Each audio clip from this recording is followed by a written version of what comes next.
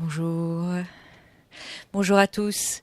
Bon, je suis très heureuse de vous accueillir aujourd'hui pour finalement la première matinée débat du nouveau dispositif qui est le DAPS. Alors, dispositif d'appui en prévention et en promotion de la santé. Moi, je suis Chloé Amand, je travaille à l'IREPS Rhône-Alpes, l'instance régionale d'éducation et de promotion de la santé. Et ce dispositif du DAPS fait suite en fait à un autre dispositif qui s'appelait le pôle régional de compétences, le PRC, je ne sais pas si vous en avez entendu parler, qui avait vraiment une vocation à, on va dire, à mettre les partenariats en synergie autour de la promotion de la santé. Et le nouveau dispositif d'appui, qui est toujours financé par l'Agence régionale de santé, a des objectifs un tout petit peu différents. Ça va s'inscrire dans la continuité, mais l'idée c'est de aller plus loin dans le développement des liens avec la recherche. Voilà. Donc, du coup, sur ce nouveau dispositif, on conserve les matinées débat telles qu'on les avait, parce que ça s'inscrit tout à fait dans cette idée de pouvoir faire des liens entre les chercheurs, les acteurs de terrain et de discuter ensemble de ce qui peut être intéressant pour les uns et les autres. Mais il va y avoir un certain nombre d'autres activités qui vont être déployées. Pour l'instant, on est un peu dans une phase de gestation où on est en train de réfléchir avec notre nouvelle directrice des programmes. Je ne sais pas si vous connaissiez Mohamed Boussouar, qui était notre ancien directeur des programmes à l'IREPS, qui est parti à la retraite récemment, et donc on a une nouvelle directrice des programmes qui s'appelle Dorian Ishman, que vous avez dû voir à l'accueil, qui va revenir. Peut-être, la voilà. C'est le sens de l'entrée. Voilà. Et donc, du coup, on est en train de réfléchir un peu, justement, à monter ce dispositif dans la continuité des partenariats, mais aussi des nouveaux partenariats que ça va impliquer, vu qu'il y a aussi les liens avec la recherche à développer, qui est quand même, finalement, quelque chose qui n'est pas fait en routine en promotion de la santé. Voilà. Donc aujourd'hui, on accueille Pierre Micheletti. Je vais passer la parole à ma nouvelle collègue. Oui, il y a beaucoup de nouveautés à l'IREPS en ce moment. Mélanie Villeval, qui va vous présenter un peu, qui est chargée avec moi de développer ces liens avec la recherche, et qui va vous présenter un peu le cadre dans lequel Pierre Micheletti va intervenir. Bonjour, donc merci à tous d'être là. Donc, comme Chloé l'a dit, l'objectif c'est vraiment de rapprocher les professionnels de terrain et les chercheurs dans le cadre de ce dispositif. Et pour ces matinées débat plus particulièrement, l'idée c'est vraiment de partir de préoccupations, de questionnements, de choses qui font débat sur le terrain, et de faire les liens avec des questions, des problématiques qui sont développées par les chercheurs dans le cadre de leurs travaux. Donc sur cette question de la gratuité des dispositifs en promotion de la santé, c'est vraiment ça part vraiment de préoccupations qu'on a pu entendre par des professionnels avec des avis souvent bien tranchés sur la question. Certaines personnes nous disant, voilà, la gratuité pour nous des ateliers de prévention ou d'autres dispositifs en santé ou dans le milieu social, c'est une condition essentielle pour que les gens puissent participer, puissent avoir accès à ces dispositifs. Tandis que pour d'autres personnes, on a un discours qui est plutôt de l'ordre de quand les choses sont gratuites, finalement les gens viennent, s'inscrivent puis ne viennent pas, ou alors ne s'impliquent pas vraiment de façon authentique dans les dispositifs. Donc voilà, l'idée c'est pour ça qu'on a demandé à Pierre Micheletti de venir, et je vous remercie vraiment d'être ici. Vous êtes donc professeur associé à l'Institut d'études politiques de Grenoble, et vous avez pas mal d'autres titres, donc je vous laisserai vous présenter plus précisément en vous donnant la parole. Mais voilà, le but c'est vraiment de remettre cette question de la gratuité des dispositifs dans le cadre de la question complexe de la lutte contre les inégalités sociales de santé, des déterminants de la participation des personnes, de l'approche communautaire. Voilà, je ne vais pas vous en dire plus pour pas spoiler Pierre Micheletti, mais voilà, c'est un peu des choses qu'on va discuter. L'objectif étant que à la fois on puisse se faire une opinion sur la question qui parte d'une approche un peu plus globale et complexe, mais qu'aussi on puisse avoir un petit peu des billes, des arguments pour appuyer nos positions et puis les défendre aussi éventuellement. Voilà, donc je vous remercie. Je repasse la parole à Chloé. Oui, juste un point sur l'organisation. Du coup, il y a une première partie conférence, en fait, où il va un peu aborder un certain nombre de choses. Et puis ensuite, on aura vraiment une partie débat avec une petite animation que je vous communiquerai à ce moment-là. L'idée étant vraiment que la salle puisse prendre la parole et échanger à bâton rompu, en fait, avec notre intervenant. Et même entre nous. Le micro, c'est obligatoire ou... Oui, parce qu'on enregistre. Ah, vous enregistrez. Alors, voilà, j'ai la réponse. Bien, merci pour l'invitation, merci pour la confiance. J'espère que ça répondra à vos attentes.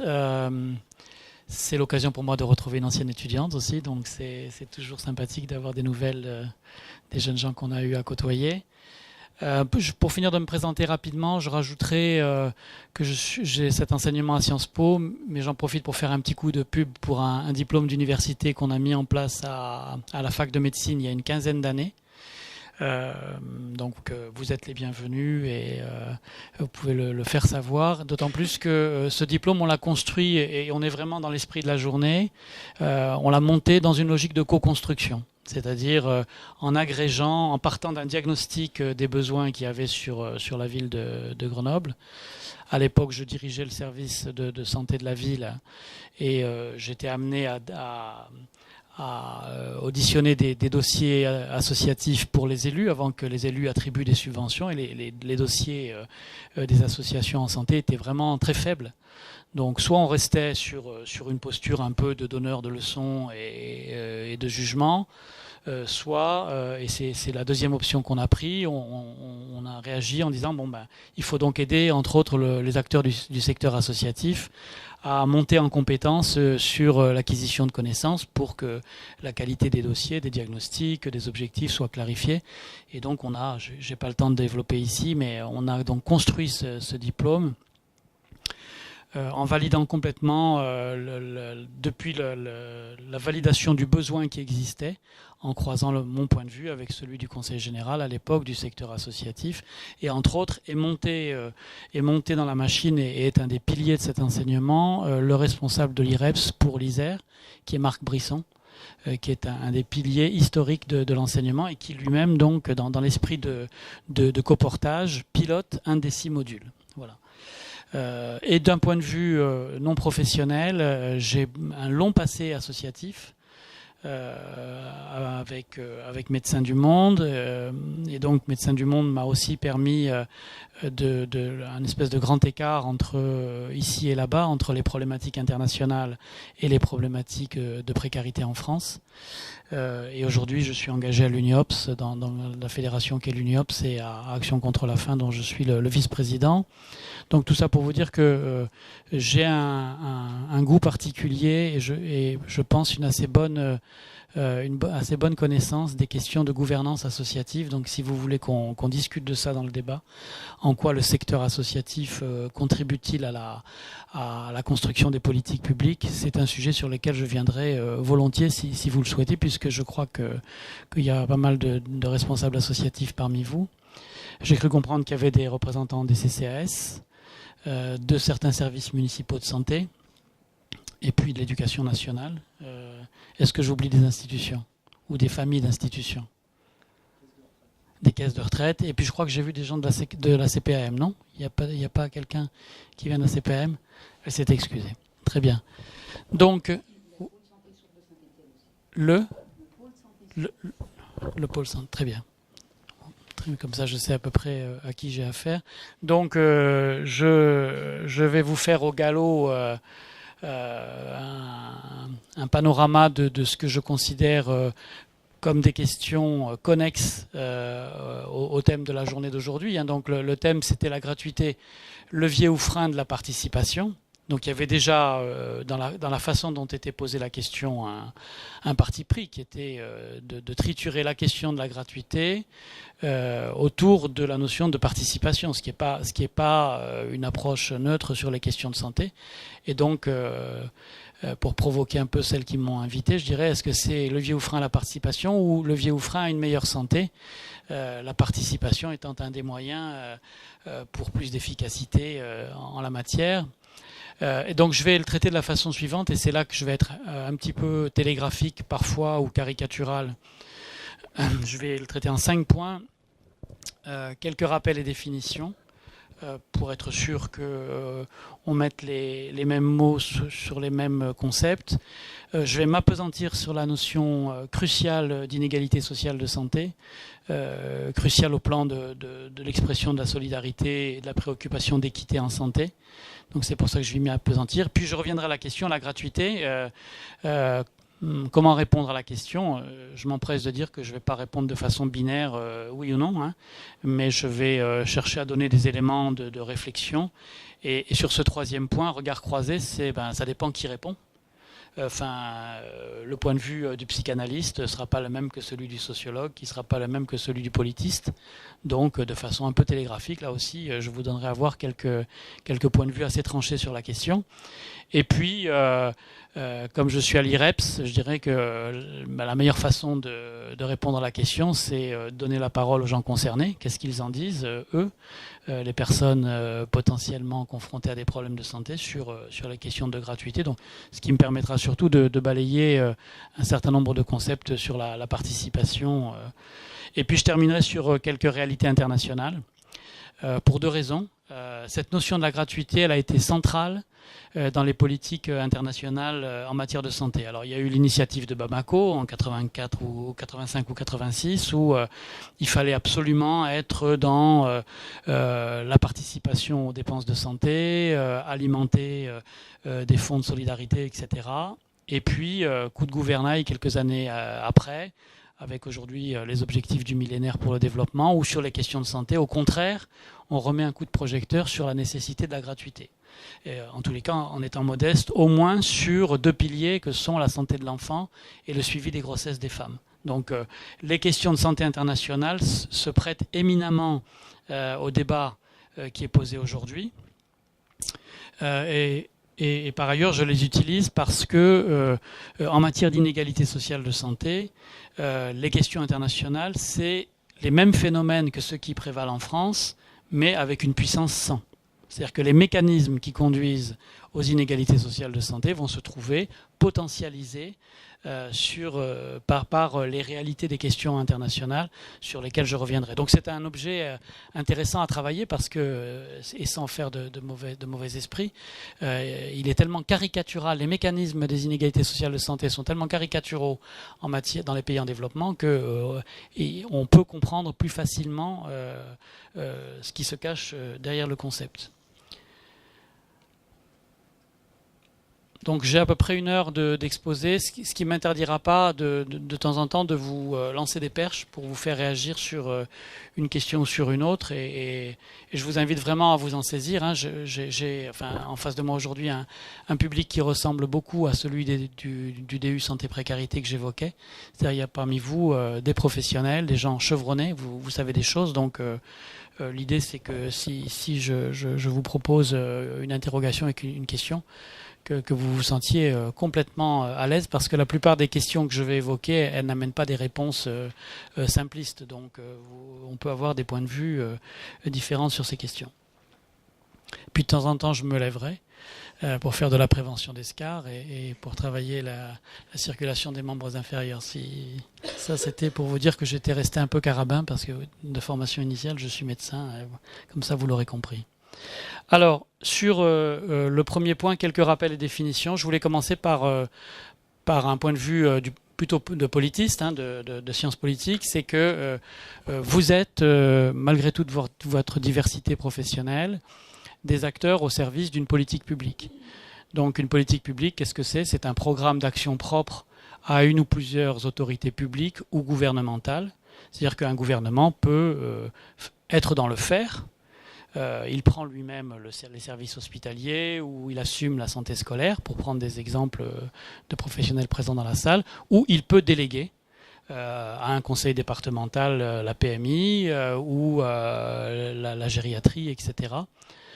Donc c'est le gouvernement, en tous les cas dans l'acception française, qui est le chef d'orchestre. Et par politique publique, on entend les outils, les moyens mis en œuvre pour atteindre des objectifs dans des domaines particuliers. Il y a une politique publique de l'éducation, de la défense, de l'environnement, et dans le cas qui nous occupe, de la santé. Ce que je voulais dire, c'est surtout le dernier point, c'est-à-dire, mais ces politiques publiques ont une histoire. Dans une société démocratique, la façon dont on envisage l'éducation, la façon dont on envisage l'environnement, la façon dont on envisage la santé, doit bouger. On n'aborde pas les questions de santé aujourd'hui comme on l'aurait fait après la Deuxième Guerre mondiale ou dans l'entre-deux-guerres. On n'aborde pas la question de la protection de l'enfance au XXIe siècle comme on l'aurait fait avant que soient promulguées les lois sur la protection de l'enfance. Donc une démocratie aborde les questions sociétales de façon contemporaine et dans une société démocratique, il faut en permanence adapter la décision politique, et dans une société démocratique, la décision politique débouche sur une évolution des textes de loi. Et qu'aujourd'hui, je ne peux pas dire la même chose sur l'avortement, l'interruption de grossesse, que j'aurais pu le dire en 1950. Donc c'est bien que les choses ont bougé et vous êtes, en particulier dans le secteur associatif, mais pas que, des acteurs qui permettent l'adaptation en permanence d'une société à ces problématiques. Je ne vais pas avoir le même discours aujourd'hui sur la réduction des risques et sur les salles de shoot, si on en parle, que j'aurais pu le faire il y a 10 ans. Aujourd'hui, les salles de shoot, au moins à titre expérimental, sont un dispositif légal. Il n'était pas légal il y a 10 ans. La vente de seringues stériles, en matière de réduction des risques toujours, je n'aurais pas pu en parler de la même façon il y a quelques années. Donc les politiques publiques doivent pouvoir bouger. Je crois que beaucoup d'entre vous et les politiques publiques en général s'occupent d'un grand nombre de membres d'une population, avec une préoccupation sur laquelle je reviendrai dans la fin de mon intervention, sur les questions de précarité et sur les questions de pauvreté. Alors peut-être une première réaction de votre part. Précarité, pauvreté, est-ce que dans votre esprit c'est la même chose? Oui, non? Pourquoi?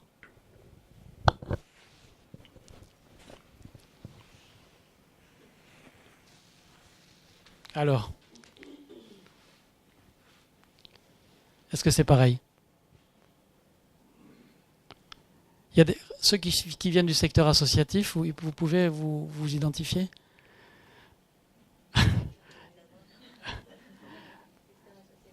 Ouais.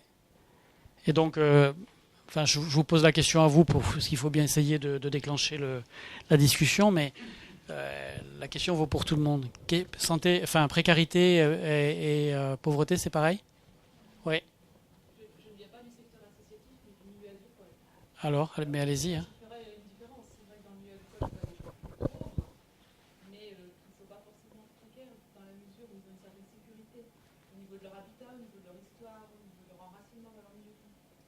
Merci. Est-ce que vous êtes d'accord avec ça?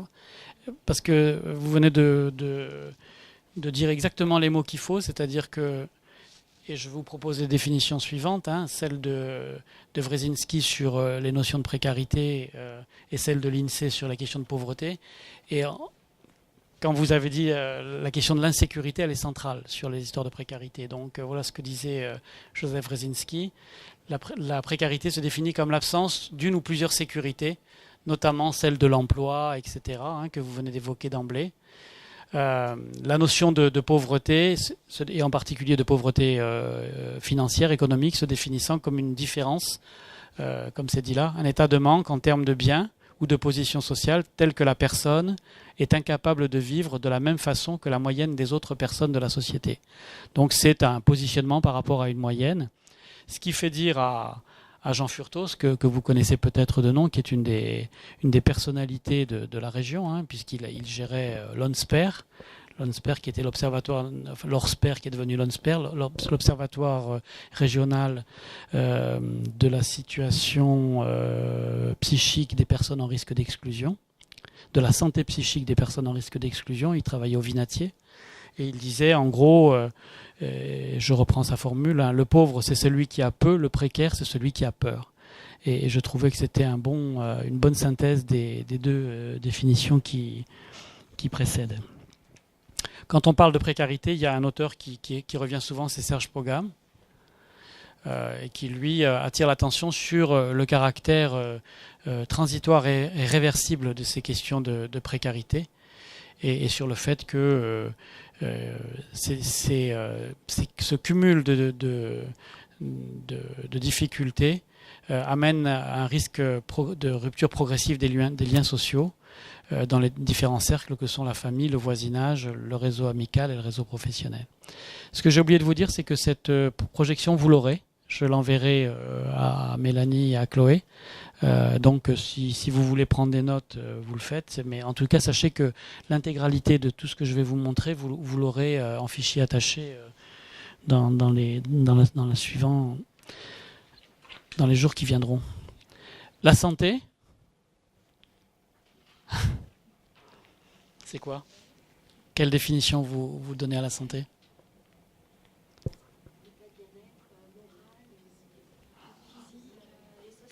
Ok, ça c'est la définition de qui? De quelle année elle date? Qui? C'est ça. Et on a dit qu'elle était un double progrès, cette définition. Pourquoi? Pourquoi est-ce que... Alors il y en a qui disent c'est une définition de bisounours, parce que être en parfait état d'équilibre social, psychique et physique, c'est un truc de bisounours. Mais ceux qui ne le traitent pas de définition de bisounours, ils disent que quand même c'était un progrès. Pourquoi? Oui, c'est ça. Voilà, c'est ça. On dit qu'elle est doublement positive parce que elle nous fait sortir d'une position un peu défensive. Je suis en bonne santé, qui était plutôt longtemps dans l'esprit. Je suis en bonne santé quand je suis pas malade. Et là, elle revendique une recherche d'équilibre, une espèce de proactivité qui nous situe dans l'esprit de ce que vous faites en matière de promotion de la santé, c'est-à-dire d'aller chercher les conditions qui créent cet équilibre psychique, social et physique. Et l'autre progrès, c'était qu'elle balayait justement les trois axes et qu'elle n'était plus... je crois que c'était Laplace qui avait défini la santé comme dans le silence des organes. Je crois que c'est Laplace qui avait cette formule. Et donc là, elle revendique la dimension éminemment liée à mon interaction avec les autres, que ce soit dans ma sphère sociale ou dans ma sphère psychique. Donc du coup, je vous propose une autre définition qui est de Pierre Ayache et de son équipe, qui est un sociologue qui a beaucoup travaillé sur les inégalités sociales de santé avec les outils de la sociologie. Et donc, vous voyez comment il l'a défini, un phénomène dynamique par lequel l'individu se construit et chemine. Donc la différence par rapport à celle de l'OMS, c'est cette inscription, la façon dont j'appréhende ma santé à 18 ans n'est pas la même qu'à 40, n'est pas la même qu'à 60 ou n'est pas la même qu'à 80. Donc on doit repasser la grille de lecture au crible en fonction de ce cheminement. Mais on retrouve quand même les trois axes de la définition de l'OMS, le processus qui est inscrit dans le corps, dans la personne, et puis ça c'est la partie somatique, la partie sociale, les empreintes du travail, des conditions de vie, et puis la partie psychique, des événements, des douleurs, du plaisir, de la souffrance. Et on retrouve... qu'est-ce que vous pensez de la chute de cette définition? Non, c'est pas. J'y reviendrai après. Passons à la question de la... Ah, il me manque une diapo, je crois. Et la question de la santé mentale, c'est quoi? Intuitivement, comment vous la qualifieriez? Qu'est-ce que c'est la santé mentale? Qu'est-ce que c'est être en bonne santé mentale? Oui.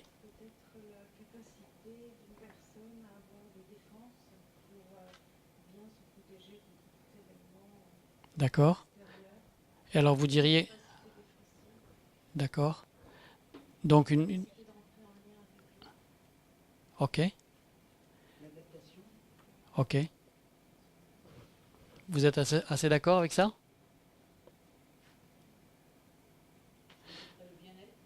Ok. Et c'est binaire, la santé mentale, je suis en bonne santé mentale ou je suis fou furieux ou il y a un dégradé? Qu'est-ce que c'est les troubles psychiques graves et persistants? C'est comme ça qu'on qualifie les troubles psychiatriques graves. les troubles psychiques graves et persistants. Donc on peut dire que c'est un élément de la polarité.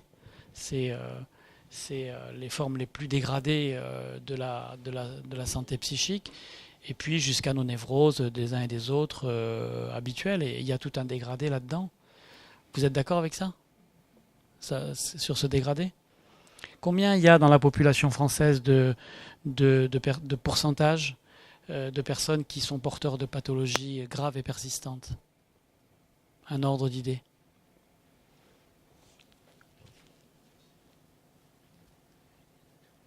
De gens qui, à un moment donné, ont eu affaire à la psychiatrie hospitalière ou institutionnalisée pour... Vous avez allez-y, hein. Au feeling, ouais, 4%, on estime. Environ 4% dans la société française. Aussi, avec le rythme avec lequel on vit à l'heure actuelle, il y a aussi une augmentation, parce que tout ce qui est burn-out et Ouais. Si on les qualifie de graves et persistants, on ne mettra pas le burn-out dans la maladie psychique ancrée. Parce que c'est un épiphénomène qui, normalement, s'il est pris en charge, ne devrait pas remplir le deuxième critère de grave et persistant. On va mettre dans cette catégorie tout ce qui est les psychoses, les bipolaires graves, l'autisme, etc. Et la schizophrénie.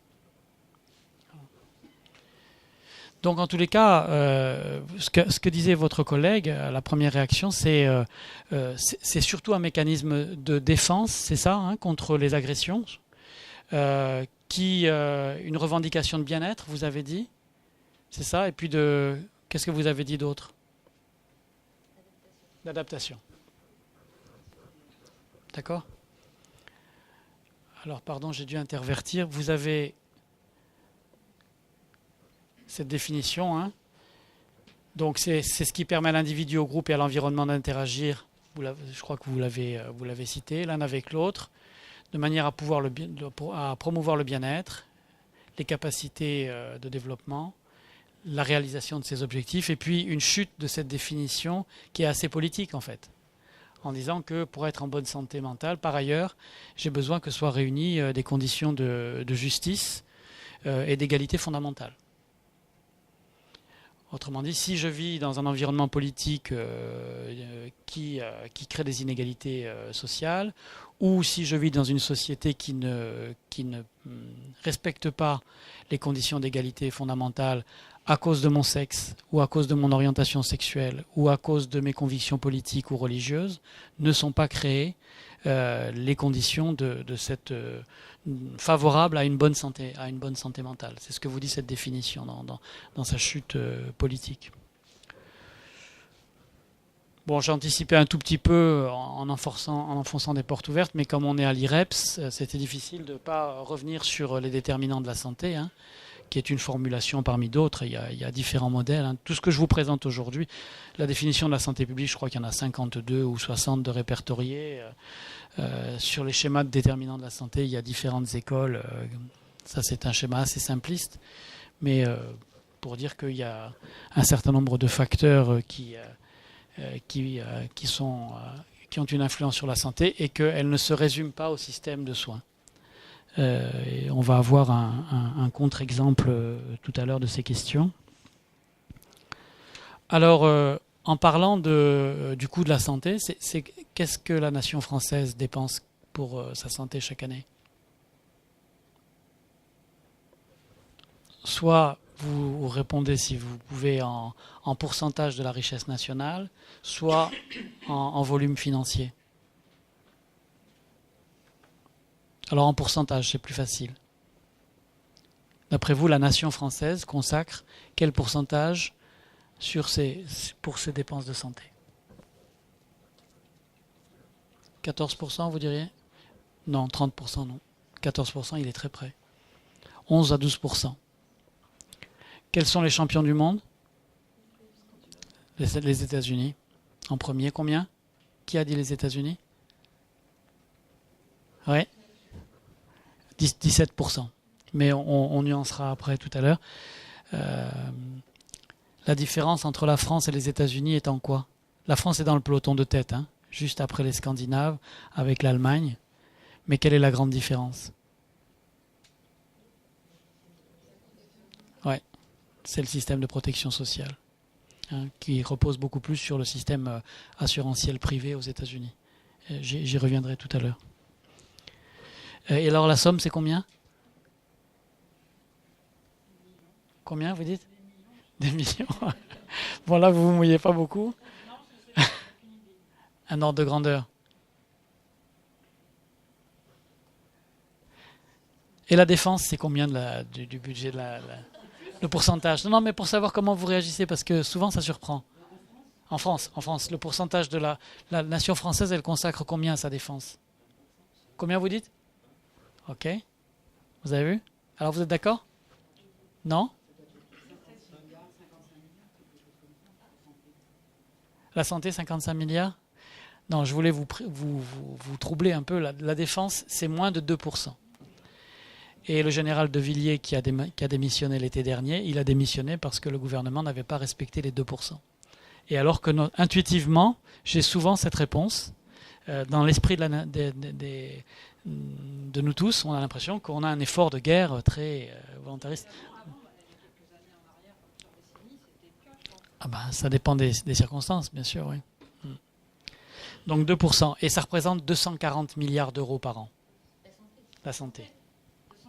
240 milliards d'euros par an. Combien c'est l'aide humanitaire internationale mondiale chaque année?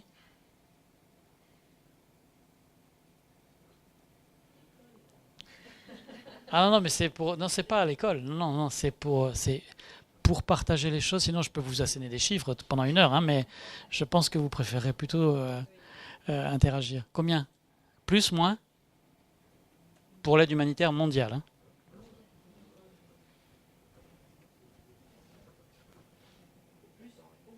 Ah, je vous ai dit que j'avais la double casquette à Médecins du Monde. Il faut bien que vous soyez victime des 2 types de questions. Hein. 25 milliards. Donc la France dépense 12 fois plus, au moins 10 fois plus, pour se soigner que n'en dépense l'ensemble de la communauté internationale pour l'ensemble des crises que vous voyez dans l'actualité aujourd'hui. Syrie, Irak, Yémen, Centrafrique, Soudan du Sud, Afghanistan compris. Alors, les 240 milliards, c'est ce qu'on appelle la dépense courante de santé. C'est une notion très importante du point de vue budgétaire. Et c'est cette dépense courante de santé qui représente les 11-12% qu'on a évoqués tout à l'heure du PIB. C'est-à-dire, c'est la Sécu plus tout le reste. Donc, les soins aux personnes âgées, et le mouvement qu'il y a dans les maisons de retraite aujourd'hui porte là-dessus.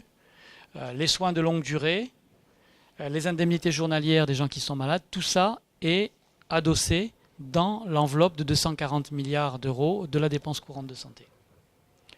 Alors, je vous montre ça pour votre culture générale, puisque les personnes qui m'ont invité m'avaient passé cette commande, mais aussi à cause de ça.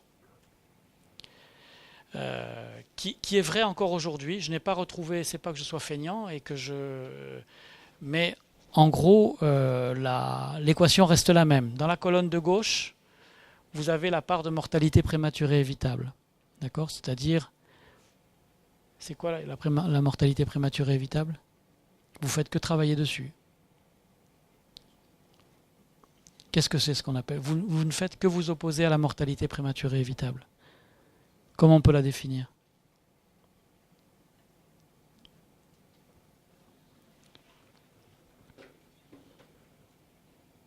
Oui. Oui, mais concrètement, ça veut dire quoi? Qu'est-ce que c'est les causes quand je vous dis les causes de mortalité prématurée évitable? De quoi est-ce qu'on parle? Si vous deviez l'expliquer à un parent ou à un collègue.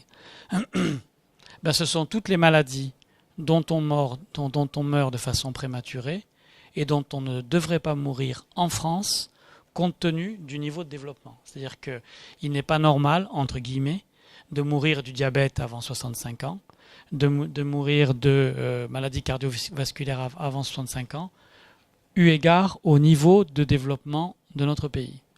Si par contre vous avez une leucémie rarissime ou un cancer du pancréas rarissime, on ne va pas le classer dans des causes de mortalité prématurée évitable parce qu'en l'état actuel des connaissances, on ne sait pas les guérir encore. Donc, on va les voir après. Ouais, ils sont là-dedans. Les accidents sont là-dedans. Par contre, il manque un petit liseré orange ici. Donc ça, c'est la colonne de gauche.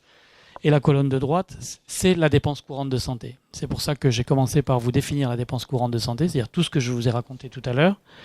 Et donc, il manque un petit liseré ici qui renverrait le budget de la prévention. Dans le modèle théorique, ces maladies qui génèrent de la mortalité prématurée, dans le modèle théorique, on peut s'y attaquer pour une large part par de la prévention, des actions de prévention individuelle, et pour un tiers, si on devait le modéliser, par la performance du système de soins. Or, ce que nous dit cette double colonne, c'est que c'est le système de soins qui absorbe 98% de la dépense courante de santé. Donc, nous sommes les héritiers, pour plein de raisons que je ne vais pas avoir le temps de développer ici, d'un système de santé qui a accordé une prépondérance indubitable à la performance de son système de soins. Et vous glissez dans les interstices de ce petit liseré qui n'apparaît pas dans la diapositive. D'accord ? Alors, le point suivant, je vous avais dit qu'on s'attarderait un petit peu sur les inégalités sociales de santé. Qu'est-ce que c'est que cette bestiole ? Qu'est-ce que c'est qu'une inégalité sociale de santé ? Alors, ma première question, c'est pas que vous me disiez ce qui se passe, c'est comment ça se traduit dans la vraie vie, la notion d'inégalité sociale de santé. Oui, mais là, vous êtes déjà en train d'expliquer le mécanisme. Mais comment ça se traduit ? Voilà, si vous... Oui, mais là aussi, vous êtes en train d'expliquer. Oui, mais l'accès aux soins où on ne soigne pas les gens de la même manière, au bout du bout, concrètement, ça se traduit comment ? Qui ? Vous avez entendu ce qu'elle a dit ? Vous pouvez le dire plus fort, madame. Allez-y. Hein. Sentez-vous à l'aise, vraiment. C'est pas faux du tout, puis même si c'est faux, on va discuter. Je pense que les gens meurent de maladies plus tôt parce que justement on n'est pas arrivé à l'égalité d'accès, de prise en charge pareil, en fonction de leurs revenus, en fonction de leur accès à la connaissance des facteurs. Alors là, vous êtes déjà en train d'expliquer, mais donc ça se traduit par le fait que, en fonction de certaines catégorisations de personnes, manifestement, on ne va pas mourir au même âge en fonction de la catégorie à laquelle on appartient. Alors là aussi, vous êtes en train d'expliquer. Mais est-ce que vous êtes d'accord avec le résumé, le constat brut ? D'accord ? Alors maintenant, donc on ne va pas mourir. Et ça va. Alors le fait qu'on ne va pas mourir, ça va se traduire comment du point de vue des indicateurs épidémiologiques quantitatifs ? Autrement dit, on n'a pas la même espérance de vie. D'accord ? Le sexe intervient aussi. Donc, on n'a pas la même espérance de vie, ça c'est un truc concret. On n'a pas la même espérance de vie en fonction de la catégorie sociale à laquelle on appartient, premièrement. Deuxièmement, quoi ? On ne va pas avoir les mêmes taux de mortalité prématurée évitable en fonction des catégories sociales. Ça veut dire qu'il va y avoir un surrisque. Je n'ai pas le temps de vous montrer toutes les diapos aujourd'hui. Il va y avoir un surrisque de mourir du diabète chez les ouvriers du bâtiment, pas chez les ingénieurs de chez HP. Il va y avoir un surrisque de mourir d'alcoolisme dans un facteur de 1 à 10 chez les ouvriers non qualifiés versus les cadres sup.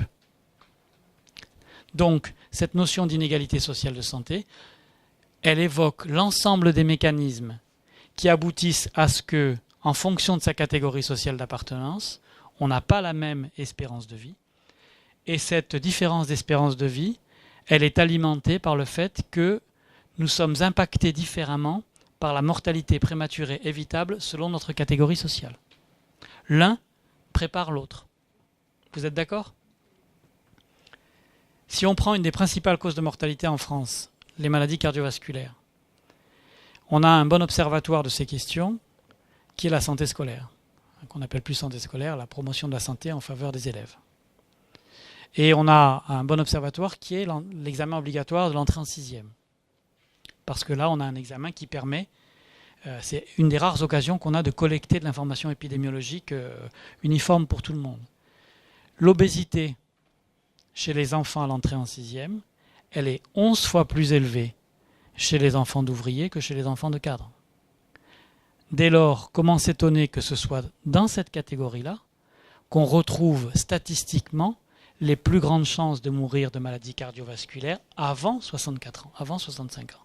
Puisque le mécanisme qui conduit aux inégalités sociales de santé se construit très tôt dans l'enfance. Il y a des gens de la PMI dans la salle ? Bon, les bébés joufflus, farine, qu'on vous amène en consultation, qui dans la représentation de certaines catégories sociales, c'est le top de la bonne santé de l'enfant. Et en fait, ce sont des bébés farine. C'est chez eux qu'on va retrouver l'obésité de l'adolescence. Et statistiquement, c'est chez eux qu'on va retrouver les problèmes cardiovasculaires à 60 ans. D'accord ? Puisqu'elles se construisent depuis la petite enfance, ces inégalités. On va y revenir après. Donc, un petit échappée philosophique, une citation de Canguilhem sur le normal et le pathologique. Alors, je vous laisse la lire et me l'expliquer. Donc, dans l'espèce humaine, la fréquence statistique ne traduit pas seulement une normativité vitale, mais une normativité sociale. Un trait humain ne serait pas normal parce que fréquent, mais fréquent parce que normal, c'est-à-dire normatif, dans un genre de vie donné. Heureusement que ça n'a pas été ma première diapo. Hein. Ça vous aurait, au point de vue de la dynamique de groupe, je pense que c'était pas top. Mais maintenant que vous êtes un peu chaud, ça veut dire quoi ?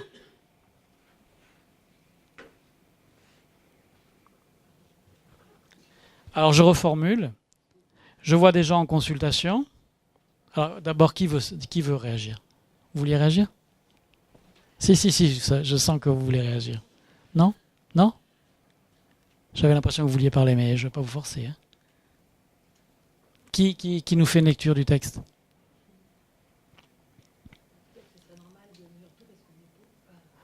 Ouais.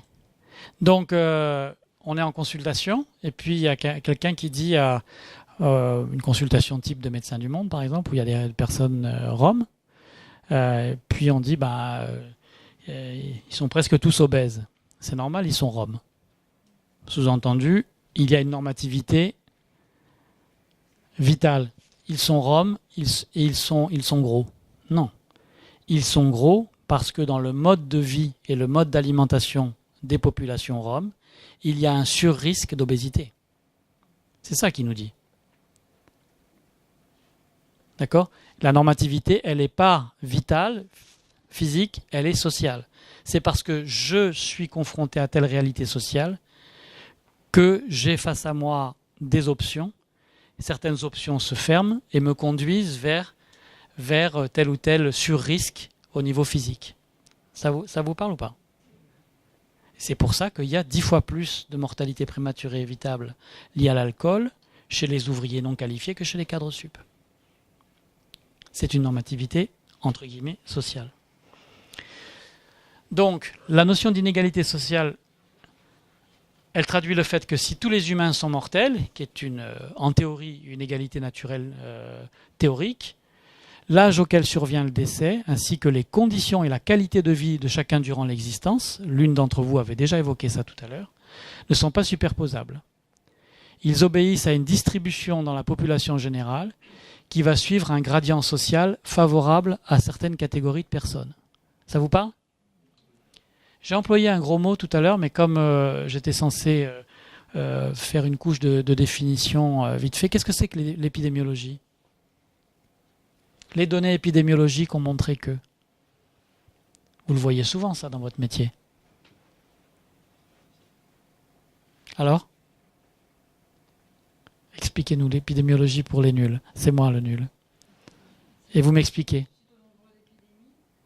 Ouais. Mais qu'est-ce que c'est que l'épidémiologie ? L'étude des épidémies. Ouais.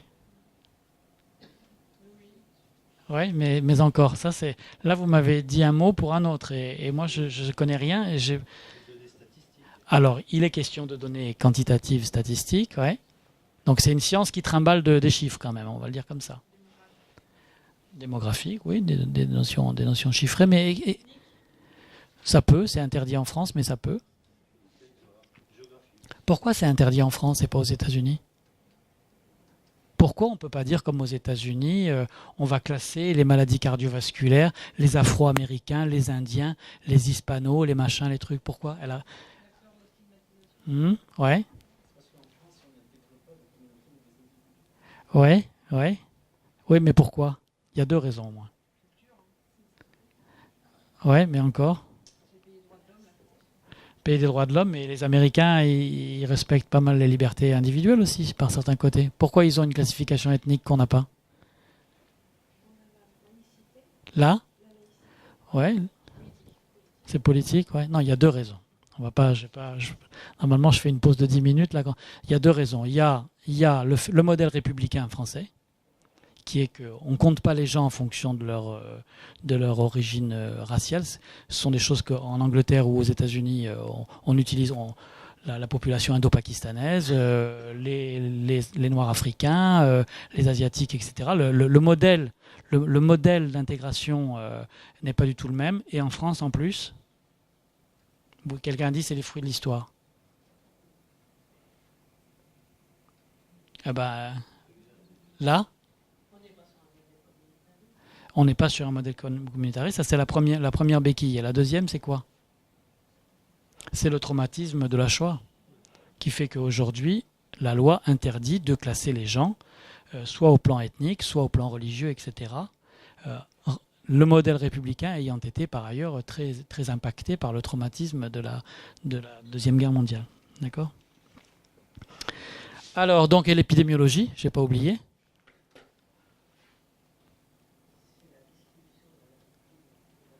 C'est là?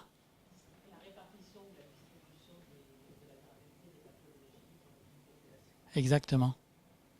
Vous avez entendu ce qu'elle a dit? C'est la distribution d'une maladie dans la population, donc ça c'est l'épidémiologie descriptive, et des facteurs qui l'influencent. D'accord? Donc nous sommes au début des années 80 sur la côte ouest des États-Unis, et il y a un centre qui récolte toutes les maladies et qui est alerté par une recrudescence de pneumonie rarissime qu'on ne voyait d'habitude que chez des immunodéprimés traités en chimiothérapie. On ne sait rien. De quoi s'agit-il? Du sida? Tout le monde est d'accord avec ça? On voit une flambée, on voit émerger une épidémie de pneumonie rarissime qui d'habitude étaient des maladies opportunistes qu'on voyait chez les patients traités pour cancer et immunodéprimés. Alors, je vous demande de franchir les deux étapes. C'était quoi l'épidémiologie descriptive?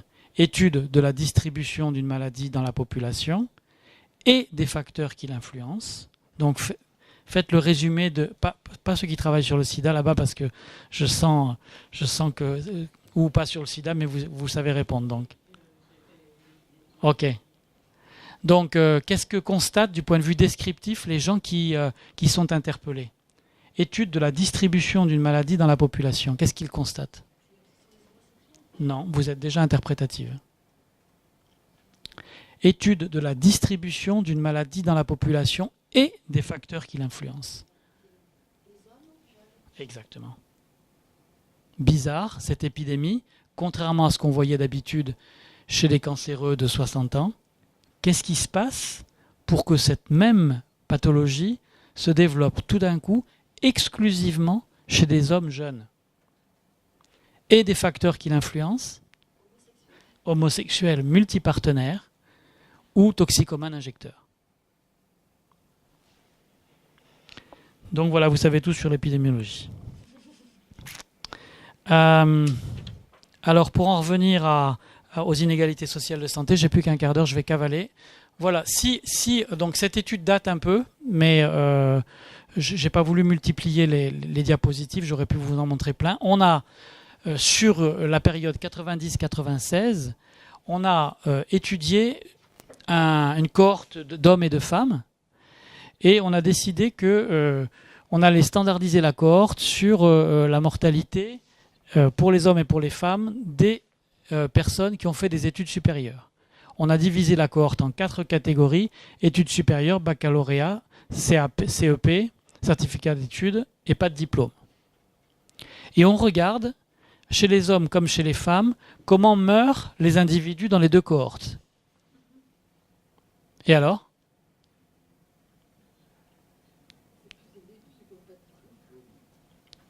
Et dans quelle proportion chez les hommes ? Voilà. Là, vous avez une traduction concrète de ce que c'est que les inégalités sociales de santé. Et des études comme ça, il y en a plein. Donc, si on prend comme repère le plus haut niveau de formation universitaire, on s'aperçoit que chez les sans diplôme, statistiquement, on retrouve cette notion de mortalité prématurée évitable de personnes sous-entendues âgées entre 35 et 64 ans. 2,5 fois plus vont mourir chez les hommes que chez les cadres sup. D'accord ? Alors, et là on rentre dans vos métiers respectifs. Comment on en arrive là ? Quels sont les mécanismes qui se cumulent ou qui s'entremêlent pour donner de tels résultats statistiques épidémiologiques ? Puisque, en fait, vous ne ferez que vous opposer à ces mécanismes. Vous ne faites que vous opposer à ces mécanismes au quotidien. Les mécanismes, c'est les revenus. Oui, enfin les revenus, oui, mais en quoi les revenus, concrètement, en quoi les revenus impactent-ils le quotidien des personnes pour aboutir à ça ? Donc je comprends que vous partez du présupposé juste qu'il y a une relation avec l'argent, mais en gros, l'argent induit quel type de différences qui vont aboutir à ça ? Moins de connaissances sur la promotion et la prévention. Il y a 3 grands mécanismes de façon un petit peu caricaturale. Le premier, c'est pas étonnant que vous le citiez, en fonction de ma catégorie sociale d'appartenance, j'ai un niveau de connaissance de ce qui est favorable ou défavorable à ma santé qui n'est pas le même. C'est le premier mécanisme. Nous ne sommes pas armés de la même façon. Entre vous qui avez fait des études supérieures et l'ouvrier du bâtiment, analphabète, vous n'avez pas le même bagage informationnel. Deuxièmement, c'est pas ce facteur-là qui est considéré dans le modèle théorique comme le plus fort. Hein. Il y en a un d'abord. Exactement. Les facteurs liés, nous n'évoluons pas dans le même environnement, au sens large. Nous n'avons pas le même travail, nous ne vivons pas dans le même quartier, nous n'avons pas les mêmes transports, nous n'avons pas les mêmes nuisances, nous n'avons pas le même environnement alimentaire. D'accord ? Ça, dans le modèle théorique, c'est le plus fort. Et troisièmement, donc je vis dans un environnement dégradé par rapport à d'autres. Je suis moins équipé en termes d'éducation ou d'information pour choisir les options favorables ou défavorables à ma santé. Et troisièmement, c'est en cela que le découpage est un peu artificiel. Les revenus, mais c'est ce qu'expliquait votre collègue, ça conditionne un peu le reste, parce que si jamais j'ai des revenus, je vais me payer une maison avec un jardin dans un beau quartier. Le troisième mécanisme, très important pour vous en pratique, nous n'accédons pas au système de soins avec les mêmes obstacles ou les mêmes facilités.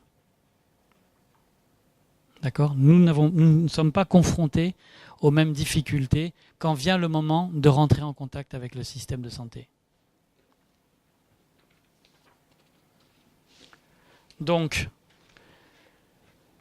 chez les hommes, entre 7 et 9 ans de différence d'espérance de vie, à l'âge de 35 ans, donc avec quel corollaire sur des débats politiques qu'on a eu récemment en France ?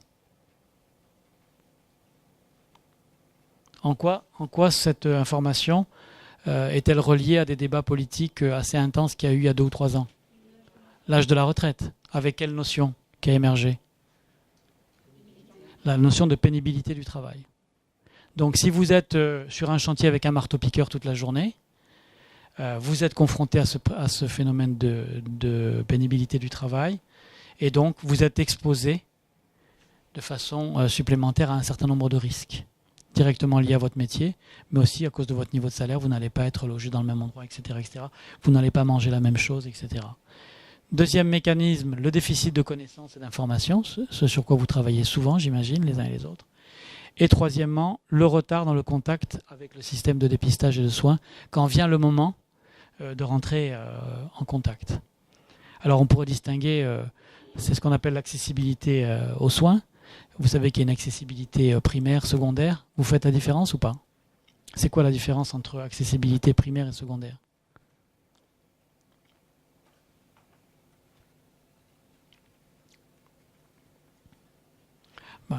On va gagner, pas perdre trop de temps là-dessus à vous triturer. Primaire, c'est le premier contact que je dois avoir. Je m'aperçois que mon enfant, il est signalé par la santé scolaire, il a des problèmes de vue. Je vais voir le médecin généraliste. Cette accessibilité-là, je l'ai. Il dit, moi, je ne peux plus rien pour vous, il faut aller voir un ophtalmo. Là, ou il faut aller voir un gynéco si vous amenez une jeune fille de votre famille. Et là, c'est là que ça peut coincer. Soit parce que le dit spécialiste, il n'est pas disponible, que vous ne connaissez pas comment faire en sorte d'avoir une consultation, etc. Soit parce qu'il est en secteur 2 et qu'il refuse de faire du secteur 1 systématique comme il devrait le faire, etc. Bon, je vais cavaler. J'ai 1h15, j'ai? Ou c'est 1h? Ouais. Oh, j'ai commencé à quelle heure? D'accord. Bon, très bien. Alors, je vais déborder un petit peu de l'heure. Ok. Alors, quels sont sur le troisième point, donc l'environnement, il est important, l'éducation et l'information, vous travaillez dessus. Si on s'intéresse à la question, je vais passer vite. La notion de promotion de la santé, c'est un processus dynamique qui confère aux populations les moyens d'assurer un plus grand contrôle sur leur propre santé et d'améliorer celle-ci. 4 axes principaux. Tout ça, vous le savez? Par cœur. Créer un environnement favorable. On retrouve le premier pilier des mécanismes des inégalités sociales de santé. Développer les aptitudes et les ressources individuelles, c'est le deuxième pilier, la notion d'information, de niveau d'éducation, etc. Troisièmement, réorienter les services de santé pour qu'ils soient plus accessibles. Et avec comme sous-bassement, mettre tout ça en route dans une dynamique communautaire. Et vous avez là les 4 piliers de la promotion de la santé. Ça va? Donc je ne m'attarde pas, c'est des choses sur lesquelles vous travaillez. L'éducation pour la santé, c'est quoi? Qu'est-ce que c'est que faire de l'éducation pour la santé?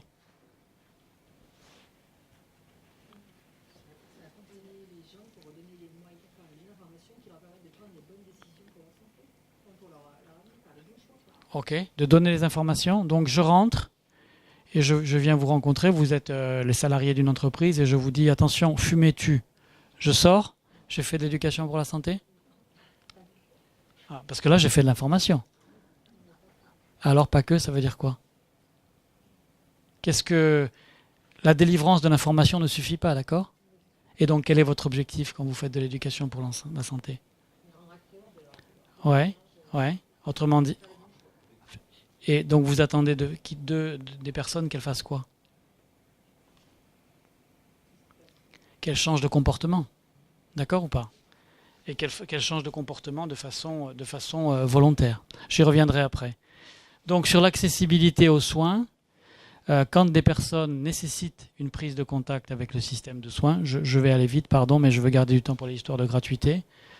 On avait tout centré sur l'accessibilité financière, d'accord? Et c'était dit dans la note d'accompagnement de la journée d'aujourd'hui que tout le monde était conscient que il ne s'agissait pas que la seule accessibilité financière. On va parler de gratuité, mais on ne parle pas bien sûr la gratuité n'étant pas le seul obstacle. Il y a des obstacles physiques, ça a été dit tout à l'heure par l'un d'entre vous. Un monsieur a pris la parole en disant l'éloignement géographique. Il y a une dimension culturelle, il y a une dimension psychique, il y a les lourdeurs administratives, il y a le politique, il y a le fonctionnel. Le fonctionnel, c'est le fonctionnement du système lui-même. D'accord ? Vous pouvez très bien avoir la CMU. Si vous avez un gynéco dans le quartier qui fait que du secteur 2 avec un dépassement, c'est le fonctionnement du système, alors que les personnes peuvent remplir les autres conditions qui sont un obstacle.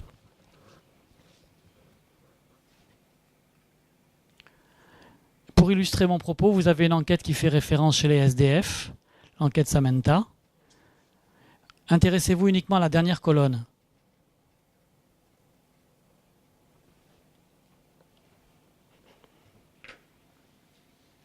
Qu'est-ce qu'elle vous dit, la dernière colonne? Donc c'est une enquête faite par l'hôpital Sainte-Anne en 2009 qui s'est intéressée aux personnes à la rue présentant des troubles psychiques. Et alors, qu'est-ce que vous dit la dernière colonne? Eh bien que contre toute attente, pour ces personnes SDF, la question de la couverture sociale n'est pas la question clé.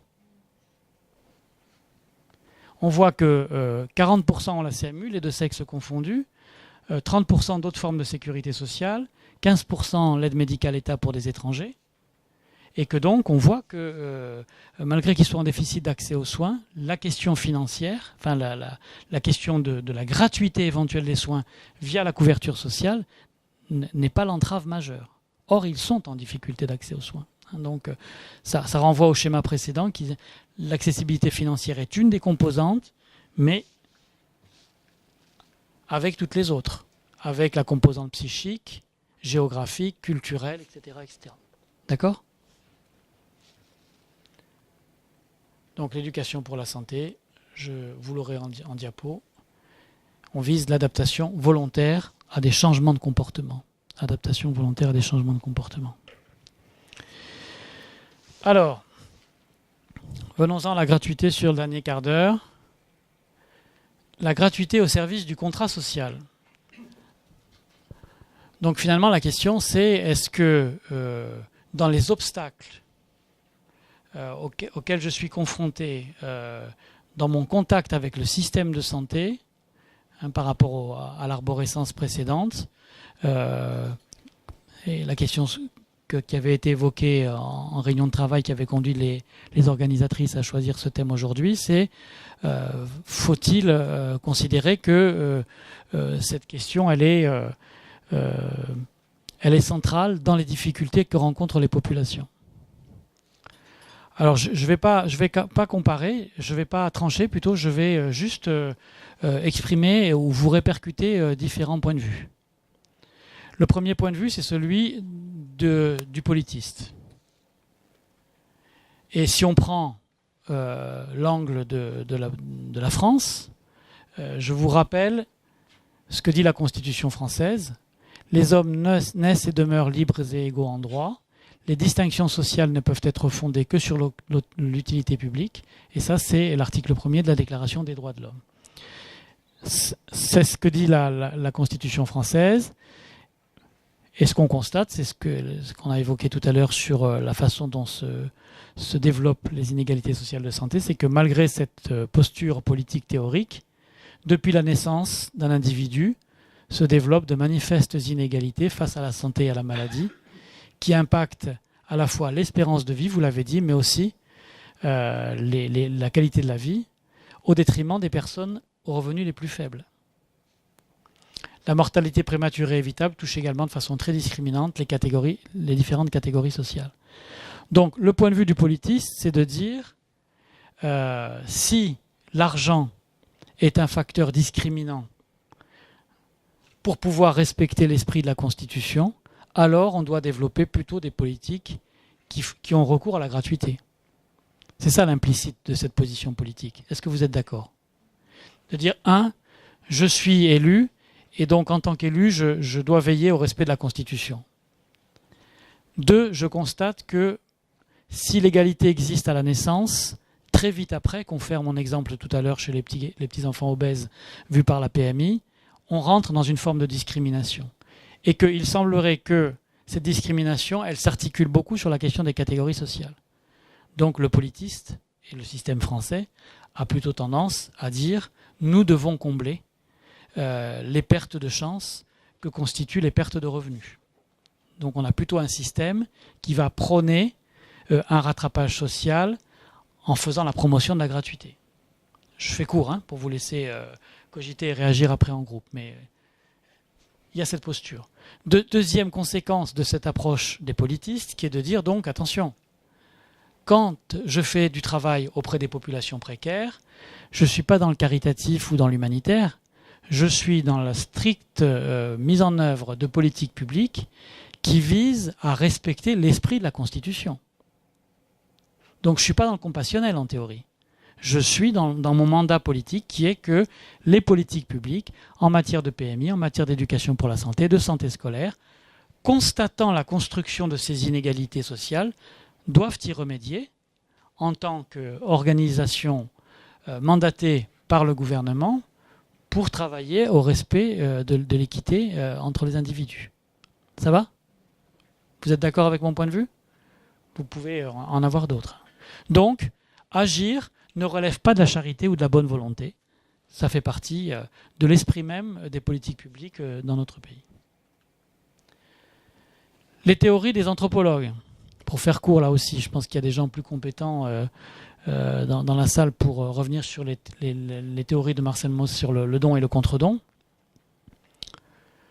Donc, fort de ses expériences en situation de décentration, hein, en l'occurrence ici en Mélanésie, il a élaboré toute une réflexion qui fait référence depuis 1923 ou 1925 sur ce qui se joue au sein d'une société de façon générale, mais également dans la prestation de services des professionnels du social, de la santé, de l'éducation. C'est cette notion du don et du contre-don. J'apporte quelque chose de la position qui est la mienne, avec la technicité qui est la mienne, avec les savoirs qui sont les miens, mais ce que j'apporte doit laisser place au contre-don. Le paiement étant une des formes du contre-don. D'accord ? Je soigne un individu et la logique du contre-don, une des formes du contre-don, c'est qu'il me paye. C'est pas exclusivement. Si je suis en situation humanitaire, c'est d'autres types de rétributions qui vont être activées, en particulier de l'ordre de la rétribution symbolique. Mais ce sont les théories de Marcel Mauss. Et donc, le don, et pour lui, de ses expériences et de ses observations, il estime que le don et l'activation du contre-don sont absolument nécessaires au respect du contrat social. Parce que fondé sur une logique de réciprocité, je donne à quelqu'un dont je reconnais qu'il est capable de me donner. Et il est mon égal de ce point de vue-là. Et nous ne sommes pas dans une situation asymétrique, ce que disent aussi d'autres types de professionnels. Et donc, c'est dans cette réciprocité, je donne, je reçois, de quelqu'un qui est mon égal, même si ce que je donne est différent de ce que je reçois. Mais en même temps que j'active les éléments de cette réciprocité, je fortifie le contrat social et le sentiment d'appartenance à la même société. Nous ne sommes pas en position asymétrique. Voilà le point de vue de l'anthropologue. Là aussi, de façon ultra caricaturale.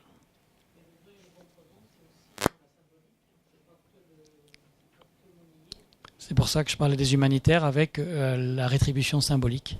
Chez les humanitaires, ils s'alimentent de rétribution symbolique, pour une part. Absolument.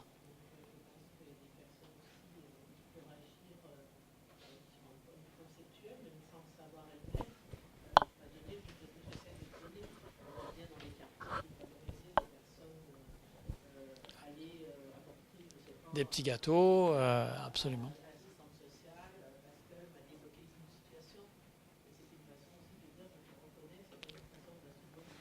Absolument. Absolument. C'est cette logique qui est activée. Alors, un troisième point de vue, puisque ça s'appelait regard croisé, cette partie de mon intervention. Alors bon, pour Mauss, je vais ça vous l'aurez, hein, je ne m'attarde pas là-dessus, je veux qu'on garde du temps pour discuter. Le point de vue du psychanalyste. Alors là, pour qui le paiement est la pierre angulaire de la relation thérapeutique. On va le dire comme ça. Hein. Quelques mots sur la fonction du paiement dans les traitements. Le paiement structure la relation analytique en introduisant un élément qui pousse à rompre avec la compulsion de répétition. Alors que la relation est organisée pour favoriser la régression vers le processus primaire, pour susciter le rêve et le transfert, le paiement corrige la situation analytique. Il introduit un principe de réalité, la relation est banalisée, elle se donne comme commerciale, contractuelle, et permet ainsi de rassurer le patient du fait même de leur déception. Bon, c'est une interprétation très analytique, mais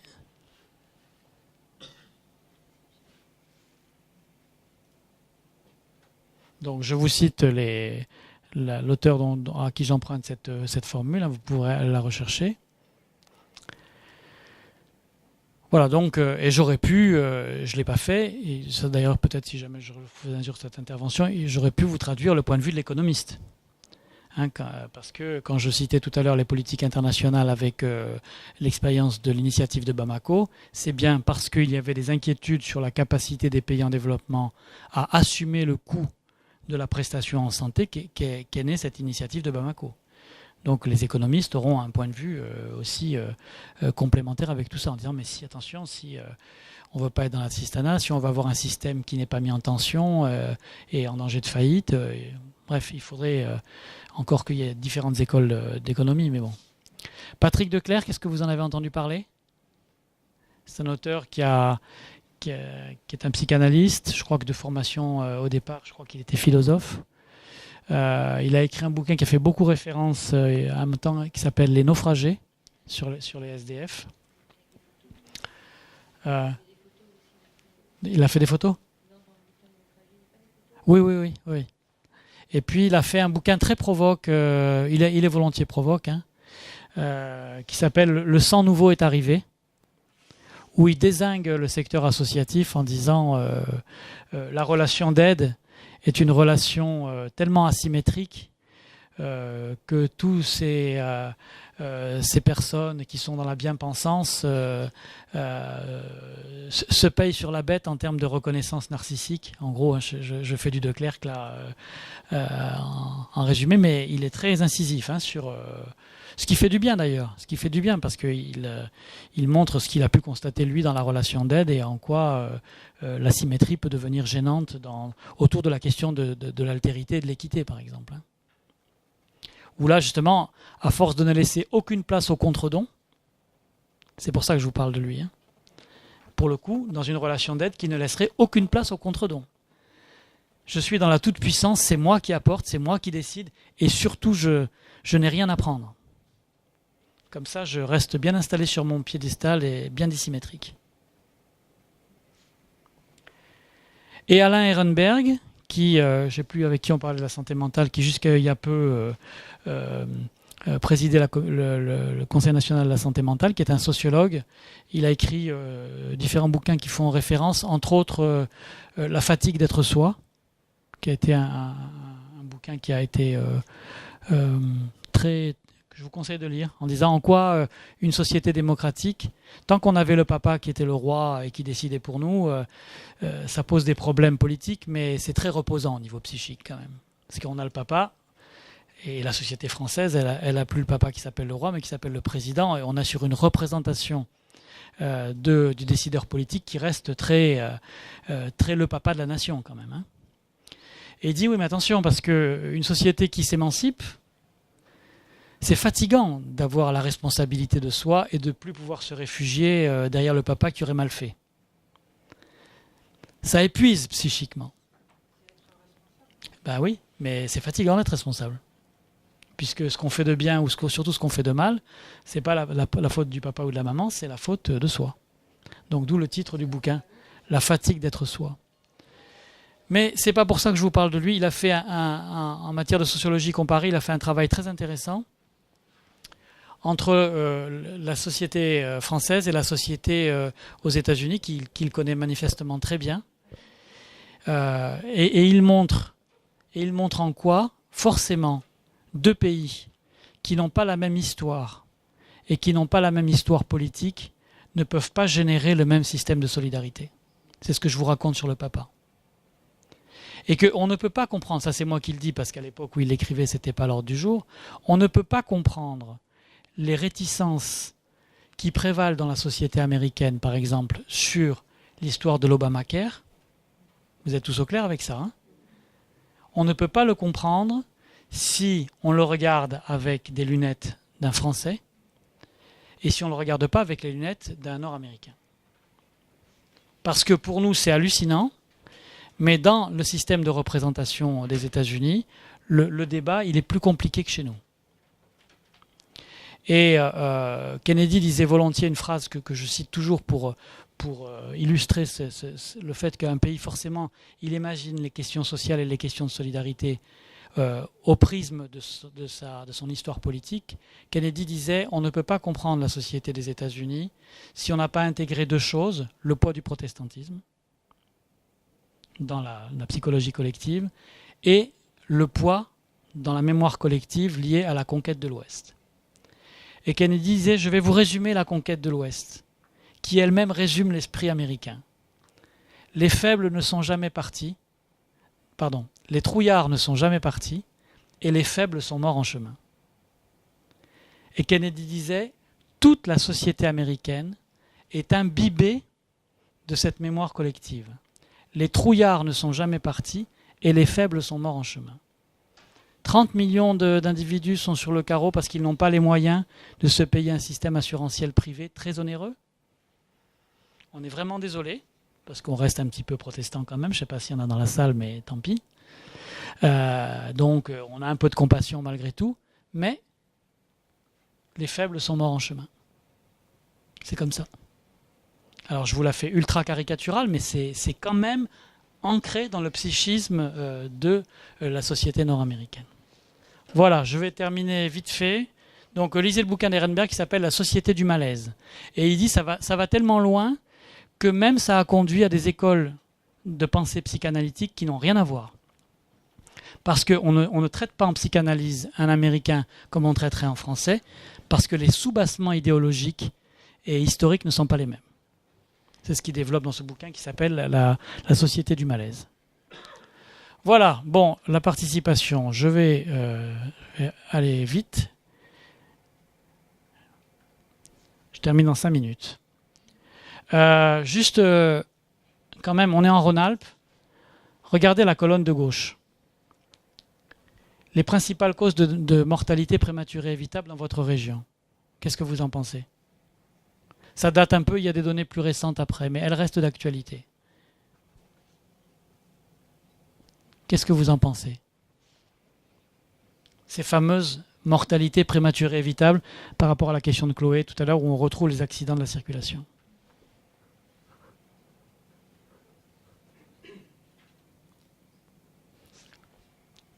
Globalement, qu'est-ce que cette diapo vous évoque ? Vous voulez intervenir, madame ? Oui ? Ah, bah c'est une forme d'intervention, vous pouvez vous reprocher si vous voulez. Vous avez entendu ce qu'a dit votre collègue ? Ce sont des sujets qui se prêtent éminemment, dans les deux colonnes de tout à l'heure, à de la prévention et à de la prévention individuelle. Alcoolisme, cancer du poumon, alors suicide est plus complexe, accident de la circulation, cardiopathie ischémique. Ça, ce sont des pathologies quand même très théoriquement travaillables sur la question de la prévention. Le suicide et le cancer du sein, c'est autre chose. D'accord ? Donc ça, c'était pour rentrer après dans le concret. Si on s'intéresse au motif d'ALD, affection en longue durée, qu'est-ce que vous en pensez ?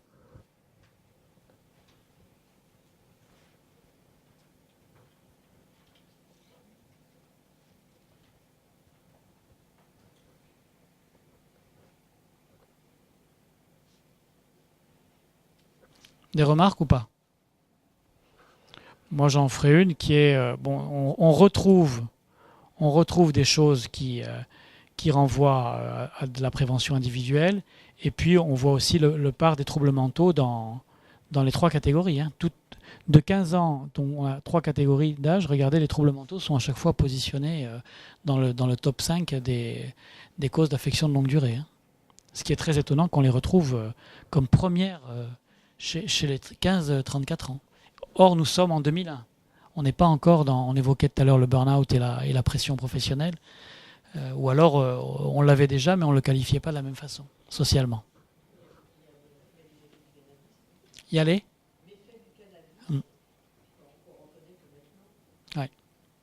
Sur les troubles mentaux, oui. Oui, tout à fait. Des données plus récentes. Maladies cardiovasculaires, tumeurs, diabète. Vous voyez là encore, plus récemment, on continue de retrouver le poids des maladies sur lesquelles il y a des leviers du point de vue de la prévention individuelle. Mais la prévention individuelle qui renvoie à mon schéma des inégalités sociales de tout à l'heure, c'est agir sur l'environnement. Vous allez faire de l'éducation à la santé à des femmes d'Afrique du Nord qui ont des comportements alimentaires, des coutumes alimentaires ou des comportements, vous pouvez leur expliquer tout ce que vous voulez, le rapport entre le diabète et le couscous et la semoule, etc. Mais pour ces femmes de famille modeste, c'est plus facile d'acheter 1 kilo de pâtes que d'acheter 1 kilo de poivrons. Donc c'est là aussi qu'il y a l'aspect éducatif, mais où je vous disais que le poids environnemental était crucial. Et en plus, quand il y aura le diabète, encore faut-il qu'elle sache en reconnaître les prémices pour aller consulter à un stade précoce et pas quand elle aura bousillé ses rétines, son rein et son cœur.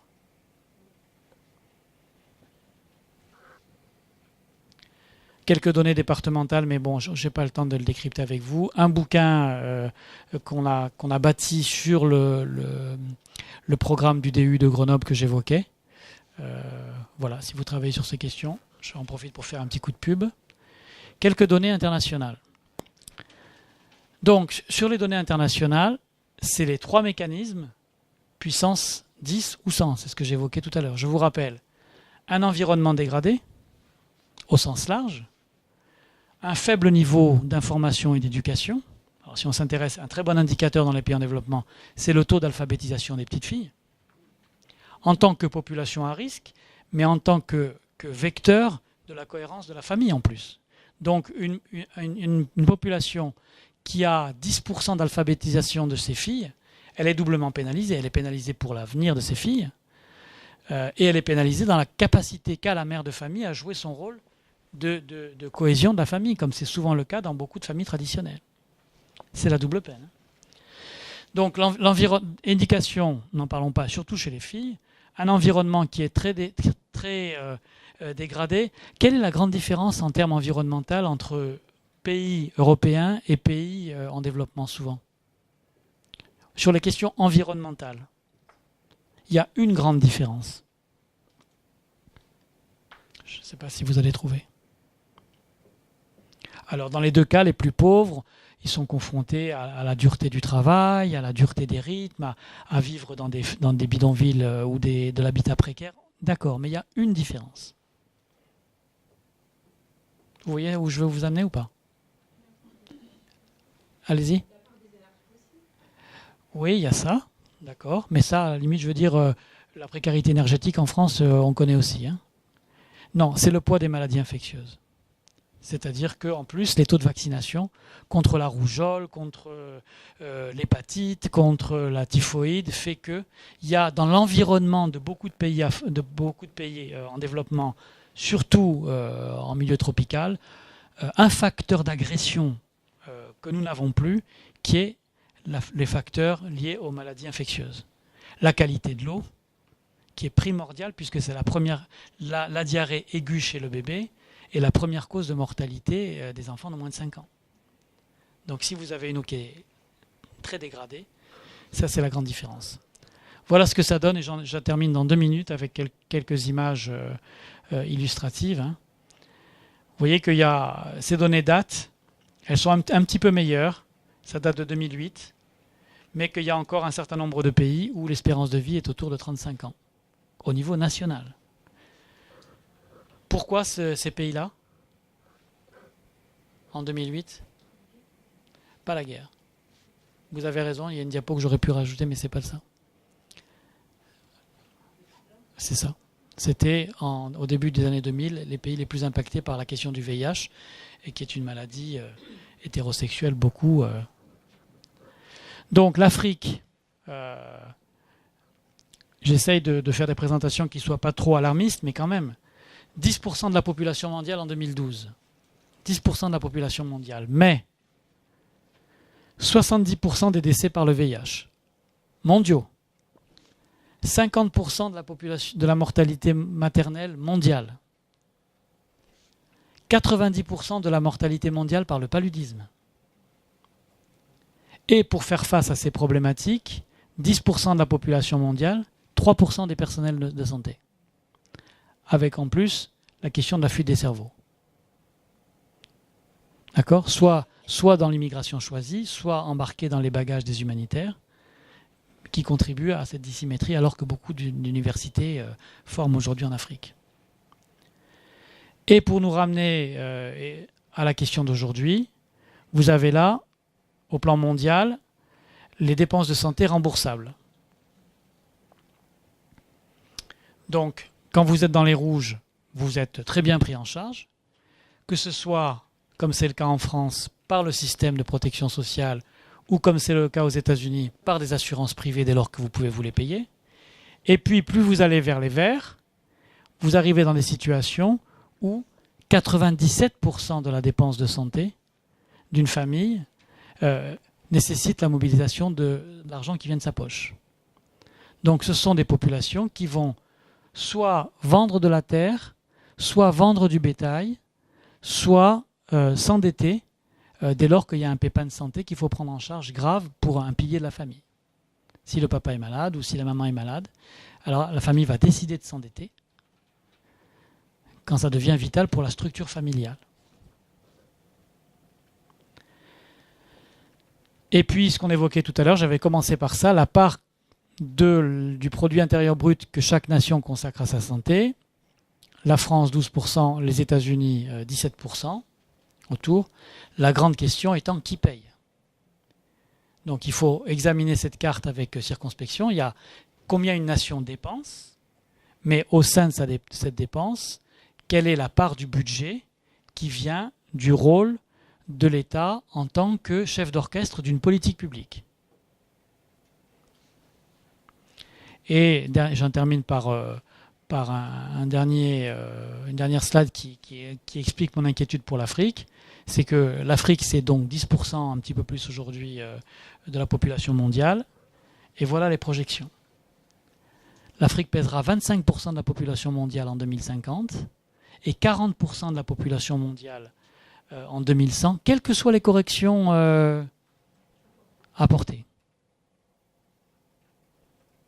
Donc vous voyez que si le continent ne résout pas un certain nombre de ces problèmes fondamentaux, et puis je vous passe l'urbanisation sauvage, qui dit urbanisation sauvage dit une mauvaise qualité de l'eau en milieu urbain, je vous passe la question de la pollution, parce que comme par hasard il y a des microparticules au milieu de je vous passe la question de la déforestation et des changements climatiques, et je vous passe la question des conflits. Donc il y a de gros sujets d'inquiétude sur le continent africain, qui est sûrement, au plan des politiques internationales, le continent qu'il faut avoir à l'œil. Voilà, désolé, j'ai débordé un petit peu, mais c'est tout ce que je voulais vous dire.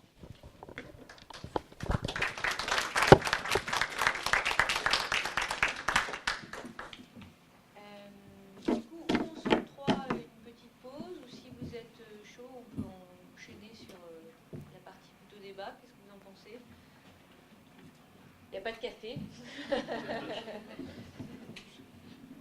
Non, ça va, on enchaîne ? Votre personne se lève avec une valise. Oui, c'est ça.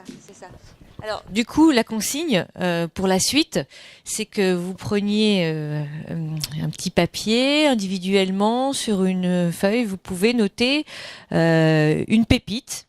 Quelque chose qui vous a intéressé là ce matin, qui vous a dit ça c'est intéressant, ça fait sens, je vais pouvoir l'utiliser, c'est quelque chose qui m'a éclairé, voilà, une pépite. Et puis vous rajoutez une question, quelque chose où vous dites c'est pas assez complet, ou j'aurais aimé qu'on aborde ça, ou j'aurais pas dit ça comme ça. Enfin voilà, une question, un peu quelque chose que vous avez envie d'interroger. Voilà, donc vous prenez 5 minutes, même 2 minutes pour noter individuellement sur une feuille, et puis après on se retrouve. Ça, s'il y en a qui veulent quand même passer aux toilettes, ils peuvent. C'est ça, c'est bien.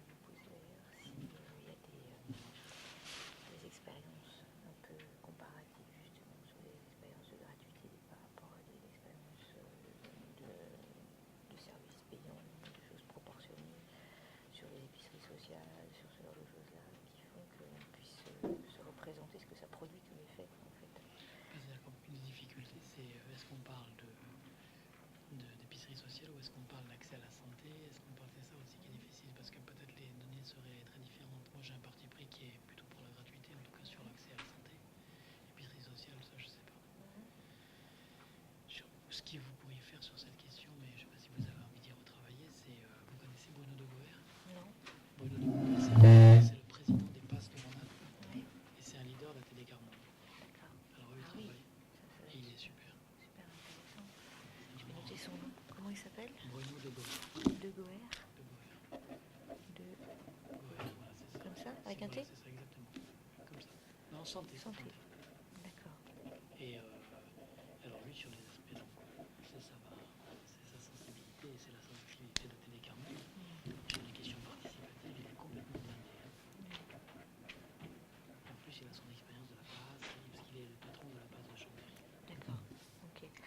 Parce que moi, j'avais trouvé des travaux sur la gratuité, par exemple, au niveau culturel. Il y a pas mal de choses qui ont été faites, comparatives, un peu sur comment ça pouvait se passer. Est-ce que ça produisait comme effet? Et ça montrait plutôt d'ailleurs. Et du coup, ça avait un effet d'entraînement. Mais c'est vrai que c'est sur un aspect très particulier. Et je me demandais de ce point de vue-là ce que ça produisait en termes justement de participation et de... Non, en tout cas, je recherchais pour revenir aujourd'hui. Non. Mais il y a peu de choses qui existent. Vous avez cherché Bah ouais, moi, en tout cas, j'ai trouvé très peu de choses sur ces questions-là. Chantal Manoni, peut-être sur la santé, elle doit avoir des choses. Chantal, je pense que c'est des sujets sur lesquels elle a... Ouais, mais là, après, c'est vraiment cette question d'avoir pu le mettre en expérimentation un peu sur des choses un peu comparables. Ce que j'ai squeezé là, c'est que j'ai squeezé toute la partie communautaire. Si je peux reprendre 2 minutes après pour justement, mais je peux poser une question. parce que je voulais traiter en disant bon ben voilà les éléments du débat théorique, maintenant comment vous faites quoi? Comment vous faites pour dans un programme donné juger de la faisabilité ou pas et de la dynamique qui se cache derrière une problématique? Ça je l'ai complètement squeezé. Donc on peut le reprendre. Moi je partage avec eux un outil d'analyse sur la participation communautaire qui est assez usuel. Je vais